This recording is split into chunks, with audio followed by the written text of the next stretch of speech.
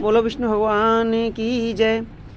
आइए सुनते हैं कार्तिक मास महात्म की 31वें अध्याय की कथा। भगवान कृष्ण जी बोले, प्राचीन काल में उज्जैन में एक महापापी और दुरात्मा धनेश्वर नामक ब्राह्मण रहता था। वह रस, चमड़ा और कम्बल आदि का व्यापार करता था। वह वेश्यागामी और मदपान आदि बुरे कर्म करता था। चूँकि वह रात दिन पाप में रत रहता था, इसलिए वह नगर नगर शहर शहर घूम घूम कर व्यापार करता था। एक दिन वह महिष्मतीपुरी, जो राजा महिष ने बसाई थी, इसलिए उस नगर का नाम राजा के नाम से ही विख्यात था। नगरी के पास ही पापनाशनी पुण्यकारिणी भगवती नर्मदा बहती थी।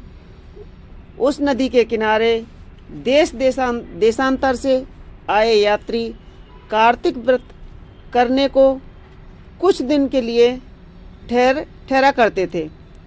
उन कार्तिक व्रत करने वाले प्राणियों को वहाँ ठहरा देखकर वह दुष्ट धनेश्वर भी इधर उधर घूमता हुआ 1 मास के लिए वहाँ ठहर गया। अपने माल को बेचता हुआ वह नर्मदा नदी के तट पर घूमता हुआ ब्राह्मणों को देव पूजा रत देखता था। वह देखता था कि कोई तो ग्रंथ पढ़ रहा है और कोई सुन रहा है, कोई भगवत कीर्तन कर रहा है, तो कोई भजन सुन रहा है, कोई ध्यान में लीन है, तो कोई तुलसी की माला धारण किए हुए है। बस इसी तरह वह भगवत भक्तों के बीच में रहा और वैष्णव के दर्शन करता रहा, उनको स्पर्श करता रहा, उनसे वार्तालाप करता रहा और भगवान विष्णु के नाम का स्मरण करने के पुण्य को अर्जित करता रहा। वह कार्तिक के व्रत की उद्यापन विधि तथा जागरण को भी देखता रहा।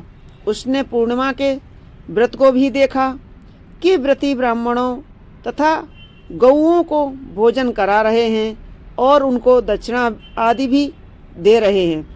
उसने नित्य प्रति भगवान शंकर की प्रसन्नता के लिए होती हुई दीपमाला भी देखी।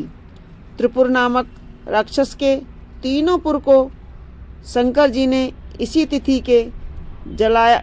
को जलाया था। इसलिए शिव जी के भक्त इस तिथि को दीप उत्सव मनाते हैं। जो मनुष्य मुझ में और शंकर जी में अंतर मानता है, उसकी सारी क्रियाएं निष्फल हो जाती हैं। धनेश्वर वहाँ की पूजा विधि देखता हुआ इधर उधर घूमता रहता था कि उसे काले सर्प ने काट लिया और वह भूमि पर गिर पड़ा। उसकी यह दशा देखकर वहाँ के दयालु भक्तों ने उसे चारों ओर घेर लिया और उसके मुंह पर तुलसी दल मिश्रित जल के छींटे देने लगे और जब उसके प्राण निकले तो यम के दूत उसे बांधकर कोड़ों से मारते हुए यमपुरी ले गए। उसे देख चित्रगुप्त ने यम से कहा, इसने बालकाल से ही लेकर आज तक बुरे काम किए हैं। इसके जीवन में पुण्य तो लेश मात्र भी नहीं दिखाई देता है। यदि मैं पूरा 1 वर्ष उसको सुना रहा हूँ तो उसके पापों की सूची समाप्त नहीं होगी। यह महापापी, अतः इसको 1 कल्प तक घोर नरक में डालना चाहिए। चित्रगुप्त की बात सुनकर यमराज ने बड़े क्रोध में आकर उसे अपना कालनेमी के समान भयंकर रूप दिखाते हुए अपने अनुचरों को आज्ञा देकर कहा, हे प्रेत सेनापतियों, इस दुष्ट को मुग्धरों से मारते हुए कुंभी पाक नरक में डाल दो। सेनापति ने मुग्धरों से उसका सिर फोड़ते हुए कुंभी पाक नरक में ले जाकर खोलते हुए तेल के कड़ावे में डाल दिया।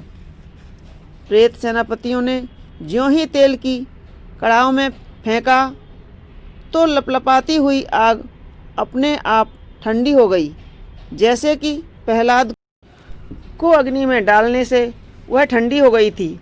यह विचित्र घटना देखते प्रेत सेनापतियों ने यमराज के पास आकर सब हाल कहा।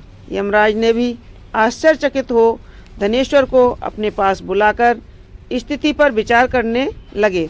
उसी समय नारायण नारायण का कीर्तन करते हुए देव ऋषि नारद जी भी वहां आ पहुँचे और यमराज से कहने लगे, हे यमराज, यह ब्राह्मण नरक में डाले जाने के योग्य नहीं है, क्योंकि इसने अंत समय में कुछ शुभ कार्य किए हैं जो कि नरक यातनाओं को नष्ट करने वाले हैं। जो लोग भगवत भक्त का दर्शन करते हैं, उनसे वार्तालाप करते हैं, उनका स्पर्श करते हैं, चाहे उन्हें कोई पुण्य कर्म न किया हो, सहज में ही स्वर्ग के अधिकारी हो जाते हैं। अतः धनेश्वर भी पुण्यात्माओं के संग व संसर्ग से स्वर्ग का अधिकारी हो गया है। अतः वह पुण्यात्मा है, इसे यक्षयोनि दो और केवल इसे पाप भोग करने वाले नरक दिखा दो। भगवान कृष्ण ने कहा।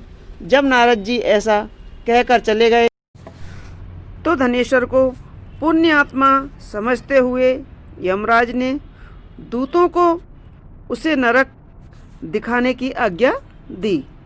तो दोस्तों, यह थी 31वें अध्याय की कथा। 32वें अध्याय की कथा आगे की वीडियो में आपको सुनाऊंगी। आपको हमारी ये कथा कैसी लगी हमें कमेंट्स बॉक्स में अवश्य लिखें और हमारे वीडियो को लाइक करें, शेयर करें और सब्सक्राइब अवश्य करें। बोलो विष्णु भगवान की जय।